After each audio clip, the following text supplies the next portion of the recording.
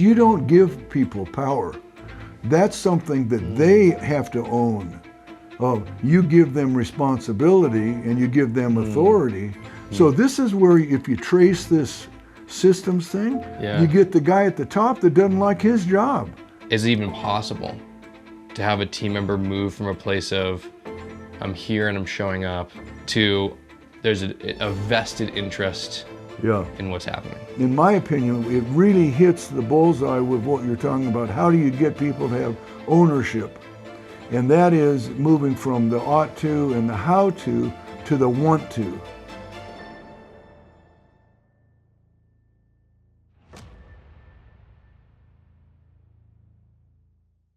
Welcome to Thursdays with Tom. We are in episode 1, and today we're going to talk about really wrestling with the idea of creating buy-in from team members. I know for me it can be difficult. You know, they show up and they do great work, but how do you get that extra level of buy-in to where they're really committed to the vision and the direction of the organization? And so excited to talk with Tom about that, and we're about to dive in. Tom, how are you? Doing good. How are you? Doing good. Good. This morning, I want to talk about ownership. And I want to talk about how can I help my team increase in ownership. How can you help your team kind of have more buy-in or sense that what you're doing is they own it? It's not just you telling them what to do.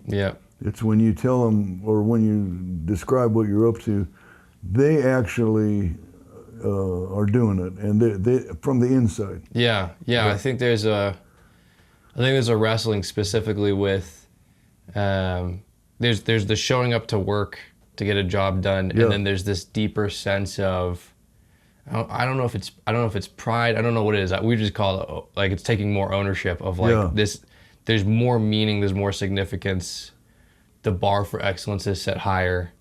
How do you move? How is it even possible to have a team member move from a place of I'm here and I'm showing up and they're doing good work, otherwise, they wouldn't be there, to there's a vested interest in what's happening? Well, that's a great question, and really central to having a good team. You know, and I think a lot of our the way we lead and guide and so on has to do with what kind of a picture are you aiming for? You're really what we're really talking about is moving things from the outside, just going through the motions, to the inside. And if one of the adages that I hold to, as you know, as you've been around me a while, is there's 3 core things. One is you build from the inside out. Secondly, if it don't work at home, don't take it on the road. And the third is relative to that. And so when you think about buy-in, and the third is that things ought to look better the closer you get. So one of the things that what we're talking about is how do you move your people and from living on the outside, doing the right things because they ought to do them, and not doing it because they want to do it. So you see this in this adage that first of all, it's how you're thinking about it. What does a team look like? We move towards what we focus on. And if we're not focused, if we don't have a picture in our brain of what this thing looks like, so I would even say, as you're kind of constructing something, you think about the foundation. So the foundation is you build from the inside out, and then is it working? And so one of the temptations is if it is working, so you're starting to see that, then you abandon that and then start taking it on the road.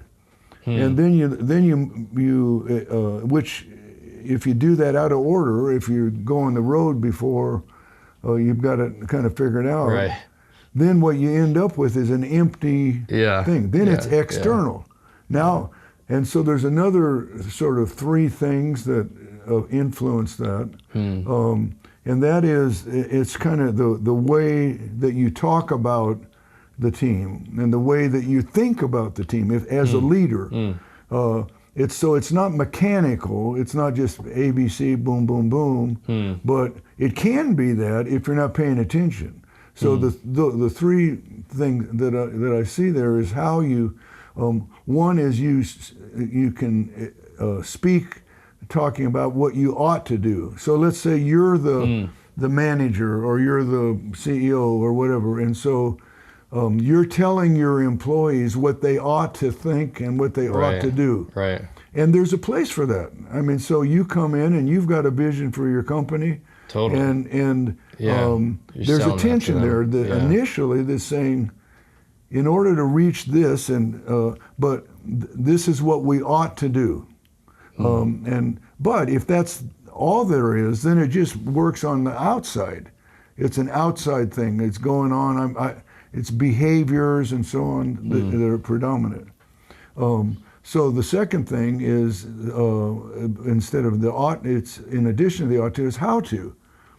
So I can say you ought to have this attitude. Right. But let me tell you how to. Well, one way to have a better attitude is to ABC. So there's room for that.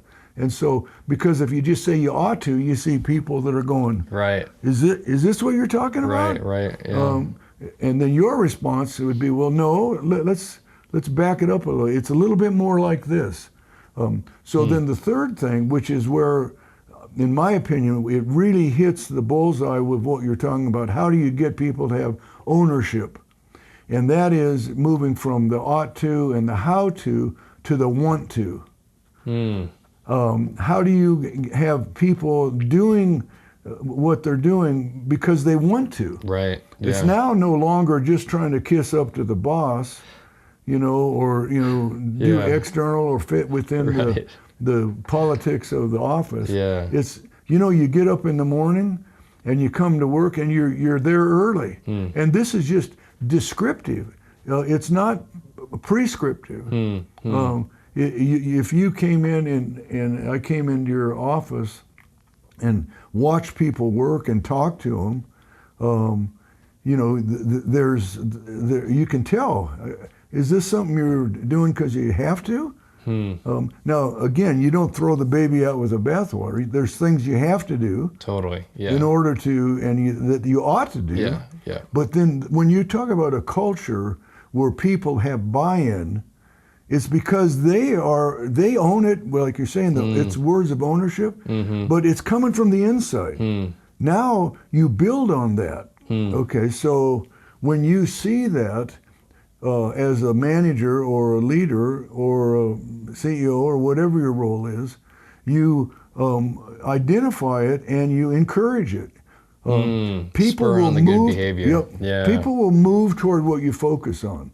So if those three things, if you primarily focus on the ought to, you can almost see the energy draining out of people. Yeah. Oh, okay, you're right. I ought to do that. Yeah. Okay, again, a place for that. And if it's just the how to, okay, I can, do these steps, and that's important to not just leave somebody sitting out there bobbing in the water. But then when people here's another thing it's in the middle of that. People want to want. People, when they want to do well. Yeah. There is a guy named Deming. I don't know if you have heard of him, but he was hired by Toyota during the 50s, 60s, and General Motors. He worked for General Motors, and he was really revolutionary in his way of looking at what motivates people to work. And so he was hired by Toyota. He took over Toyota, and it went from nothing to a zillion. If you go to the headquarters of Toyota in Japan, they have a big picture of Deming. Yeah. So here's what the essence of what he's talking about, among many things. But his assumption was that people want to do good. And so most companies in those days, like think of the assembly line, the approach was not what do you want to do, it was you ought to do it. And we're going to tighten these bolts until we get it right, and so on. He kind of invented what they call quality control. So they were spending an inordinate amount of time at the end of the assembly focusing on how do we fix it moving backwards. So they ignored the quality on the front end, and they spent more time on the rear end. And so what he began doing, he looked at this from a different angle, and he said, people want to do good. How can we help them? And how can they have ownership? How do you get ownership of moving this widget to here to there? Exactly. And somewhere down the line, there's a car coming out of this thing. Well, what he did is he paid attention. And so on the assembly line, everybody that worked on the assembly line had the responsibility and the authority to, if they saw something that was wrong, that was deficient, they could pull the lever and the whole thing would stop. And then they would fix it. And so his thing was that if who knows better how this thing ought to work, and where would you see a defect than the guys that are actually building it? So most operations do that bass backwards. You know, they spend all their energy, like the industry was doing, on fixing it, and it costs. They have to recall and all of this. And so when they started moving towards, each of these guys on the assembly line was a CEO of that little widget. And it's revolutionized the efficiency. So now, when the cars are coming out the other end, they're good. And the amount of stuff they had to do to fix it was like zero. So take that whole concept, push it back onto your original question, how do you get the buy-in? Well, I'd ask you, as you hear that, you know, how would you see kind of doing the equivalent of taking your people that you're supervising or leading and giving them ownership, but also with ownership comes the authority and trust. You know, so if they don't have ownership, if this is just faking it for the boss, how do you move it? Well, when you put them in a place where what they're doing is significant. You know, you go to work now, and you may have heard the story of the masons or the bricklayers or building there's two of them sitting outside on the street, and the guy comes up to him and asks him, what are you doing? And the first guy says, oh, I come out here every day, work 12 hours in the hot sun, and I break these rocks and arrange them, and it's a hard job. You go to the next guy who's doing the exact same thing, and you ask him, what are you doing?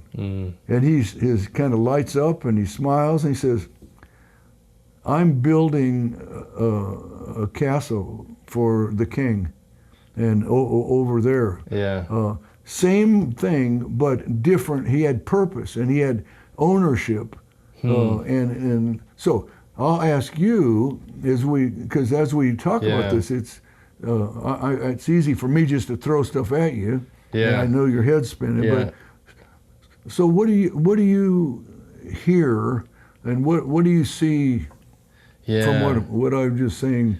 That if and to say a couple words just about your own kind of environment and what's that like?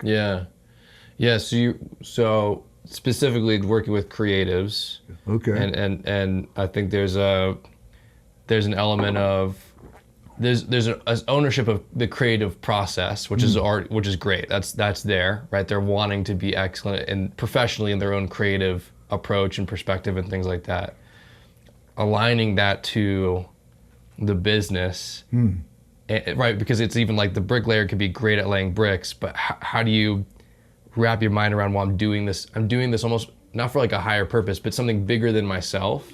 And align myself with that. And so it's interesting, you know, in the story with Toyota and the assembly line, I think one of the things I'm taking away from, and I'm trying to figure out what does that practically mean, which I think we'll get to, is like the idea of empowerment. Like they gave them control to be able to say, you know, hold up, you know, this isn't right, and I have the power to fix it right here. So there's like an empowerment piece that I wanna wrestle with a little bit with you.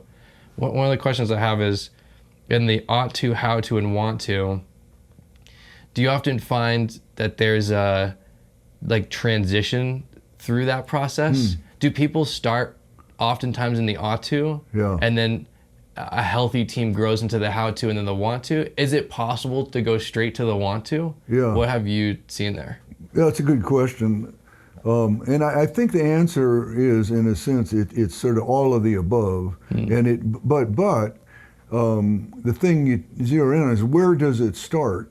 Well, what the manager or the leader starts is by understanding where the person is.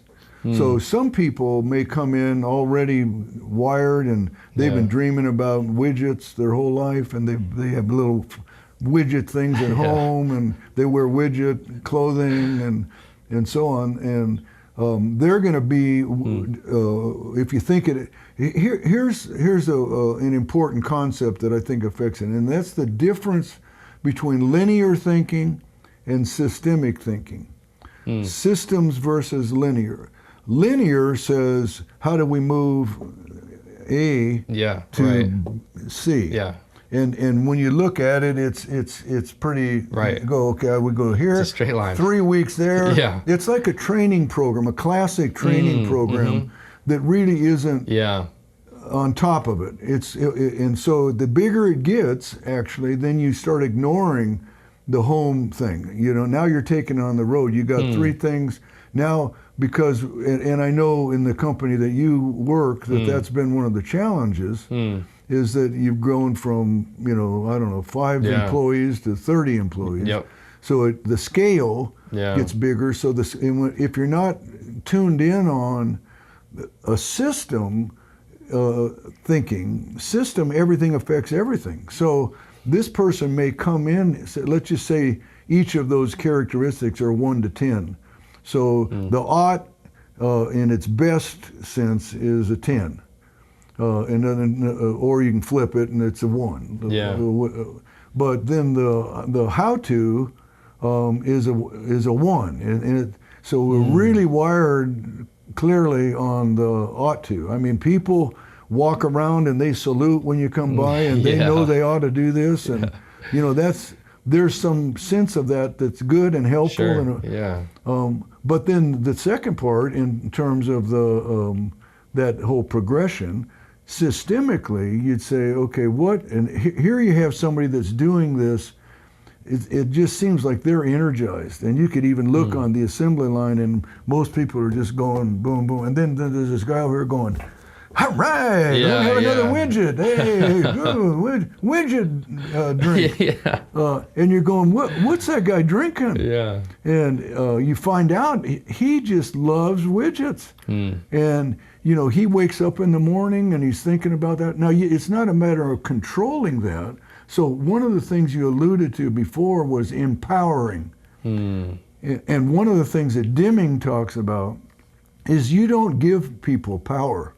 That's something that they have to own. You give them responsibility and you give them authority, but you can't, so the want to part, you can't give that to somebody. That's something that grows on the inside. And and you can see the difference. You know, probably even if you went around to your company now and just see this influx of a lot of new people, and then if you look at it, you know, 6 months from now, you'll see people that are in those various slots. So back to the system. it's not A to Z or A to B. There's that sense, but the system is everything affects everything. Yeah.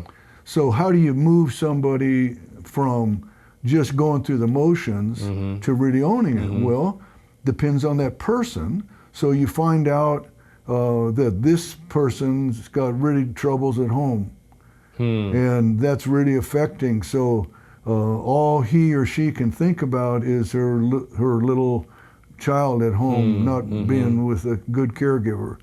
Okay, now that affects how she's looking at the widget. I mean, she's thinking about the widget 1% of the time, thinking about her kid 99% of the time. Well, that's going to affect. So as a manager or as a leader in that, it begins by listening, paying attention, knowing, and that's an internal thing, not just an external. And so being congruent with what we're talking about, building from the inside, and then not taking it on the road. So what's going on the inside? Well, what prevents us from going to the inside? Well, a lot of it is our own vision of what that looks like.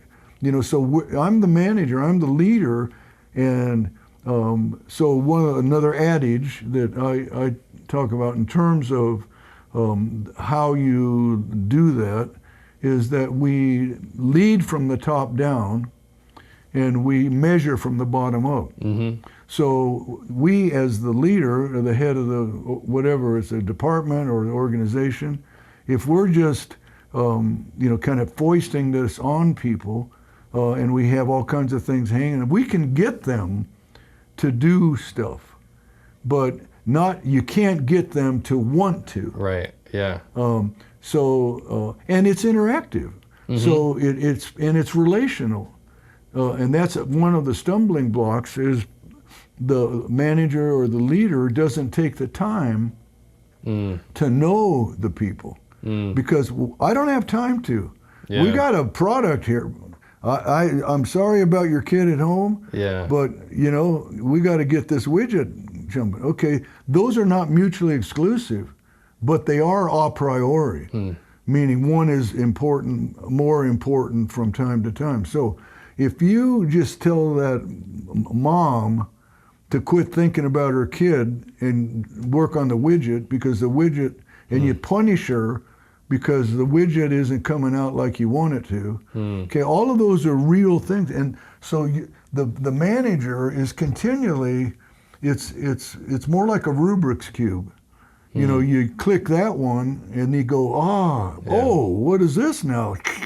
And it's interactive, but in order for a manager or a leader to be thinking that way, that has to come from themselves. So this is where, if you trace this systems thing, you get the guy at the top that doesn't like his job. He's now the CEO, but it sucks, and he doesn't want to do it. And he's got the shareholders that are leaning on him and saying, we don't care about what's going on in your life, just get the widget done. And meanwhile, you're looking over here at Susie Widget, and Susie Widget is, a mess. Yeah. Well, if your boss is leaning on you, saying, guess how you're going to treat the people that are under your care. So it goes all these different directions. And by the way, that in our culture today, we, on one hand, if we pay attention, we'll see the systemic impact. But if we're not paying attention to that, we just look at the X's and the O's, so to speak. And it's sort of like, speaking of X's and O's, another analogy is a little bit like football or like sports. You hear the concepts where they say this coach is a good X's and O's guy.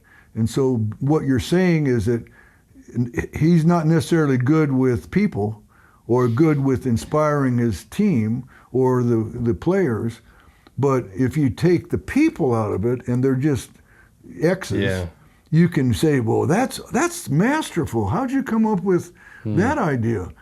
Well, a good coach will look at it from a system, saying, well, this works X's and O's, but Joe can't do X, Right. and Susie can't do Y.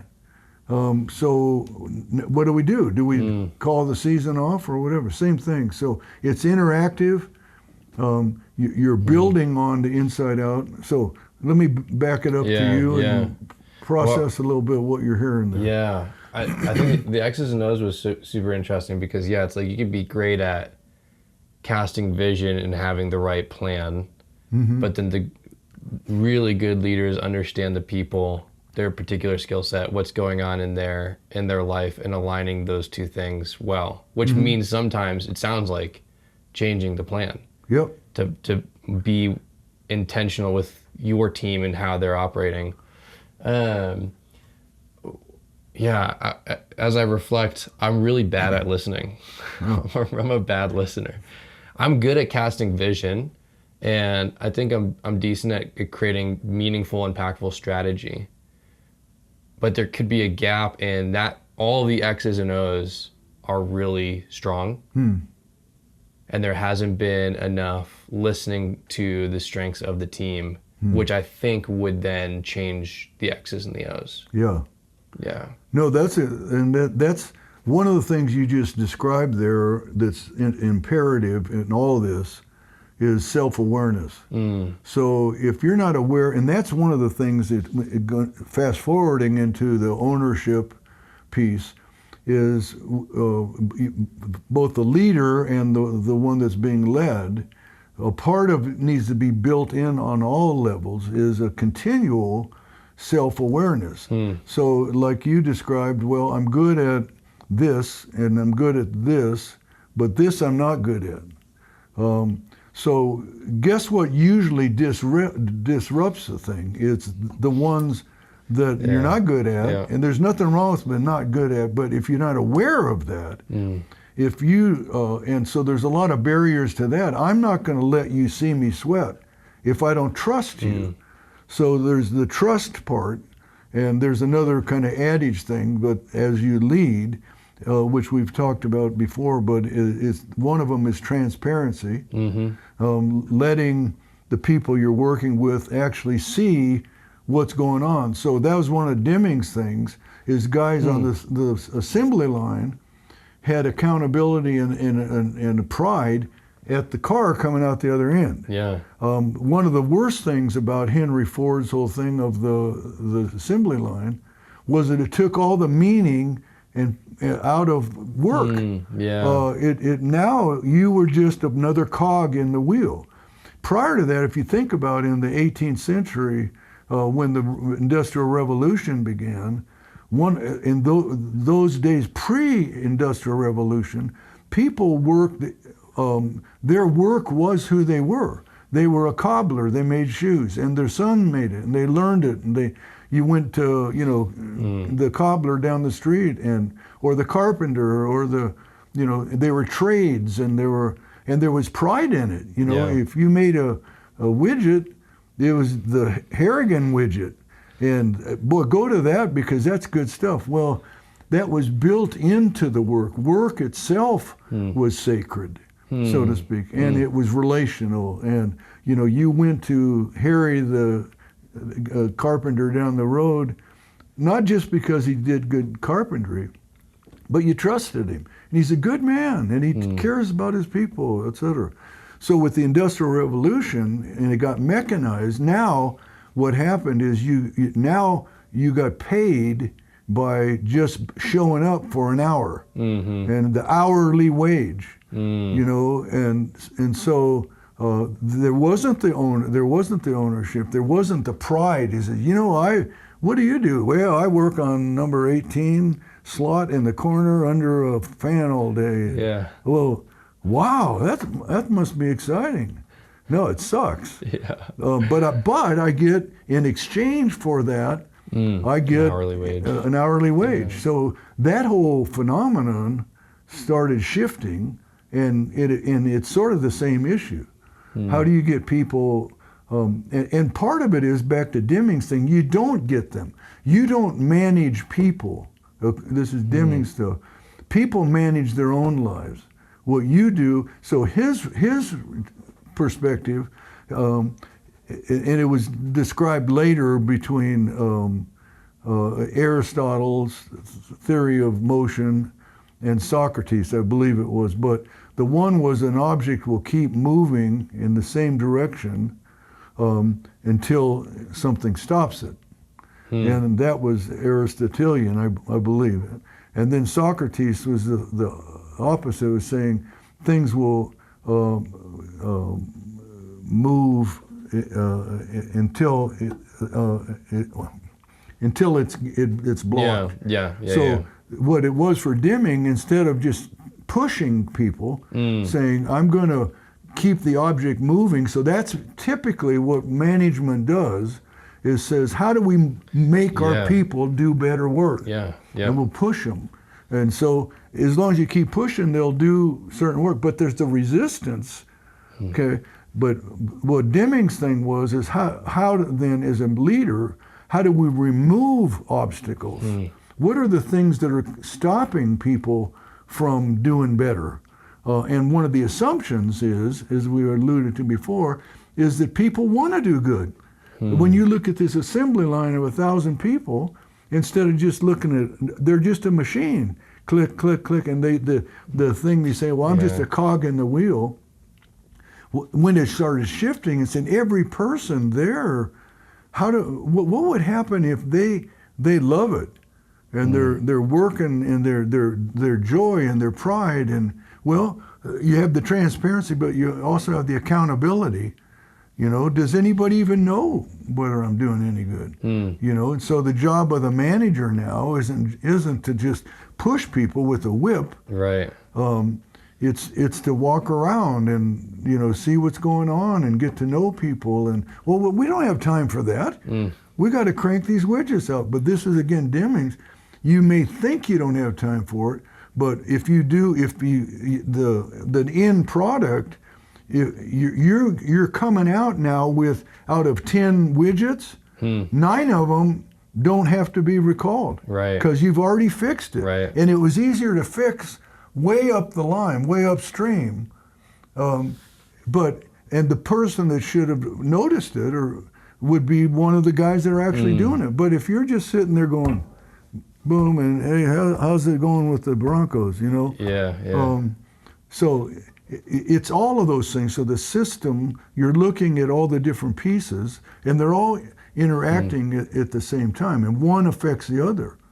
You know, so maybe having childcare, this is the system for the employees, which is a big deal because 9 out of 10 of your employees are mothers that are working, and all they're thinking about is their kid. And you can say, well, we can't afford that, or I mean, because we need them to be all in. Well, you know, go become a mom and come back and talk about it. No, so rather than saying you shouldn't be thinking about your kid all day, you say, what obstacle can we remove that allows? Now, if our theory is that people don't want to do good, you know, they come and they're just hard, and now you're the master, and you got to make them. You know, and then you get graded by how many widgets they create. But if the system isn't built, so that this was Deming again, is what he called quality control. That you talk about preventative. You're fixing stuff way upstream. By the time it gets downstream, and you've ignored it, now you got a problem. Now we recall, you know, 100,000 widgets, and it costs you 4 times as much. So where does that go? Back to this mom here. Maybe if we helped her with her child care. Now you got moms that are actually, they're happy to drop their kid off at the child care. They're saying hi to each other. They're coming 10 minutes early, half hour early, just to talk with the other moms that are doing that. And now they trust, they have good people taking care of my kid. I can actually unglue a little bit and dig in on this widget thing. Yeah. But that's systems thinking Yeah. You know, not just linear. So. Yeah, I'm curious, and one of the last things that we'll talk about and then we'll wrap up is, and it because it's challenging. I don't know why it's challenging. The notion that people want to do good work.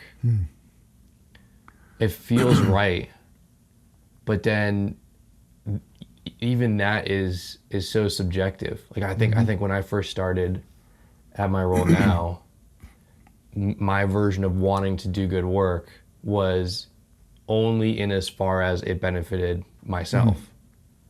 It was a very selfish endeavor, and I would intentionally avoid doing things that wouldn't look good for me. And so the premise, I think, was still true. Like I did genuinely want to do good work. The motive, I think, was misplaced. Yeah. And I feel like that is very indicative of my generation, but also younger.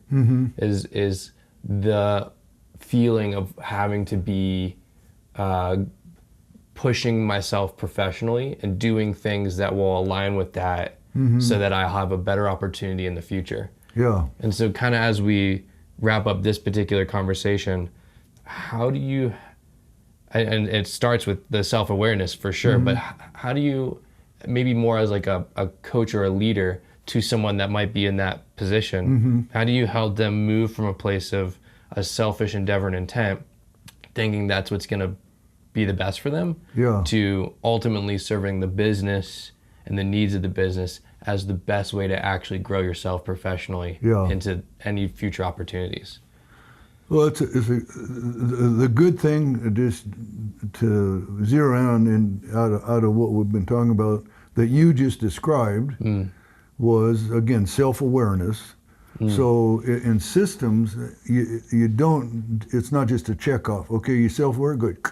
But it's a way of thinking that includes not just yourself, because there's no, it's like Deion Sanders, one of his things that he's talked about, which you're probably familiar with him, but it's all about team, and the team is actually more important than the individual, and that goes against, you know, kind of our independence of our thinking. In our world, and it's without getting down that road too far at all, but in what's called a postmodern thinking, which basically is modern thinking, is that you can figure it all out by reason. And if you just get all the widgets in the row and get them in, then we got this thing. Yeah. Whereas the postmodern is saying that didn't work. It doesn't work. It doesn't mean it doesn't work at all, but it didn't work for me. It doesn't work for my culture, my peers, etc. But what does work? Well, it's somewhat elusive. But what the elements are, what we've been talking about, is your self-awareness, but my awareness of you, of your awareness and what's going on. As a leader, my job is to know you and to know what fits. You know, so if you even look at the football thing, you know, a good coach that's all the way around knows that Bobby, who's only 5'1", but he's fast, but he can't throw the football over the guys in front of him. So as good as he is, we don't just go, okay, you're out of here. I mean, that's what they kind of do, but saying, what? Oh, you know where he'd be great? He's small and no one can even see him. We'll hand him the ball and have him run right up the middle, and people are looking around. Like, so now, if you realize that Bobby, this is the system, has been short all of his life, and that's been a big, huge self-image thing. He's just a little weenie guy because all people looked at was the outside.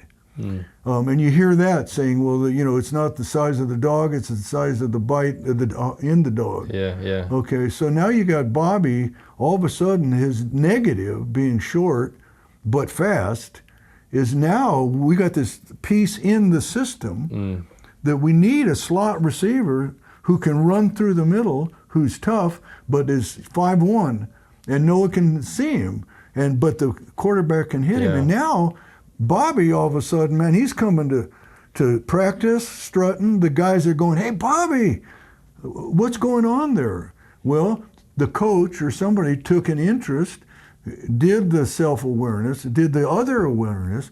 But back to Sanders, he'd say, they'd say, well, there's no I in team. It's okay. But, and that's sort of a common cliche that we're all in it for each other. Yeah. But his thing that hit me when I was listening to it was there's an I in win. And right in the middle of it, if we want to win, that means that the I means you need to take responsibility for you. And the best way to serve the team is by you being as good as you can be. And it's not just saying what's in it for me. You're saying I actually want to be a better, artist because the team needs me to. So it's not that I then, and that's sort of a misconception that I think Sanders hits on, is the idea of team doesn't mean that you don't do anything. We're just all in this together. Right. We've all become mediocre. And that's, a whole nother issue. But what I think he captures is saying and challenging you, if you're an artist, so you're a creative, and say whatever it is, you're a sculptor, but we're building sculptures for this end. So I got that, but the best way for me to help the team is I'm going on night school on learning how to do this kind of sculpture. In fact, I've become a really good sculptor now, and my motivation has been to serve the team. Now, when you have that going on, now you see some really amazing stuff. Yeah. You see empowerment. Yeah. People are coming to work, and they're not just excited about their own thing. They're excited about it, but they're excited about how it affects the whole team. And saying, I got this stuff I've been working on that I think's really going to help the team. Yeah. And the team goes, well, let's look at it. That's great. So then that inspires others to do the same. But your job is not to keep track of what everybody else is doing. Your job is to focus on yourself in the context of a team. It's not so it's not bad for you to say, as a young creative, I got to do this and I want to do this, and I'm taking night classes, but it's your focus. Again, you move toward what you focus on. If what you're just moving towards is yourself, it's going to be limited, and it's not going to have the same impact on the team. Yeah. But it doesn't do any good to just say, what I've done is I've decided I've been too selfish, so therefore I'm not going to try so hard because, for whatever reason, instead of saying, I'm going to try harder, I'm coming in early, staying late.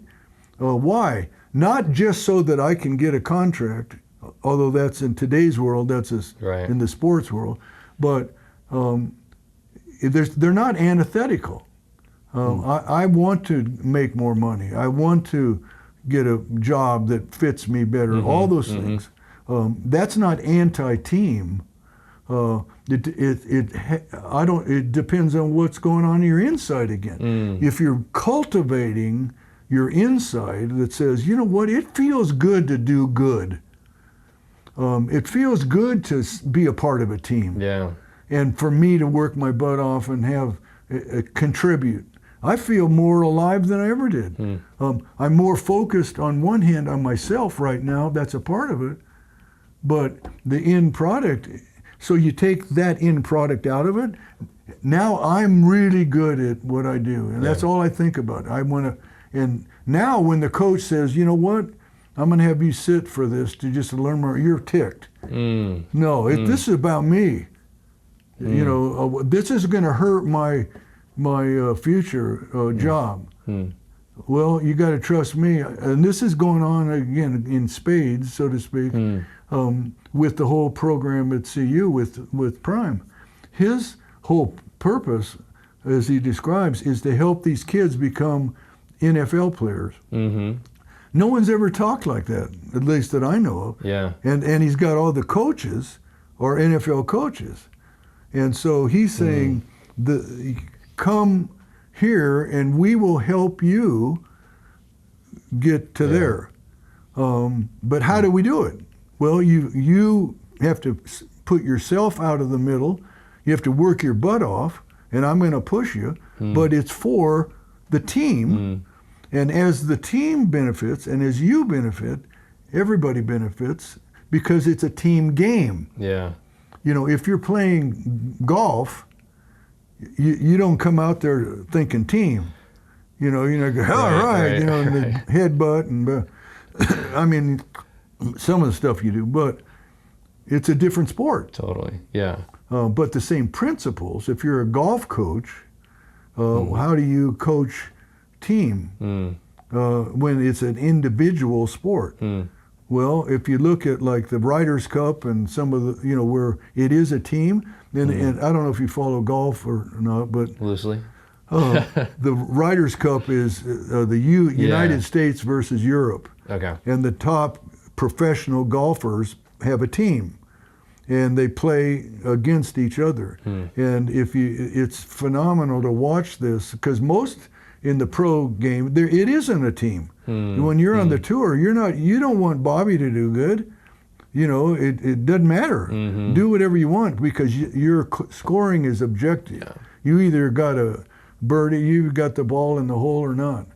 But when you see this phenomenon of the Ryder Cup, and these guys that are playing as a team and they're cheering, they got unis on together, it's a whole different vibe.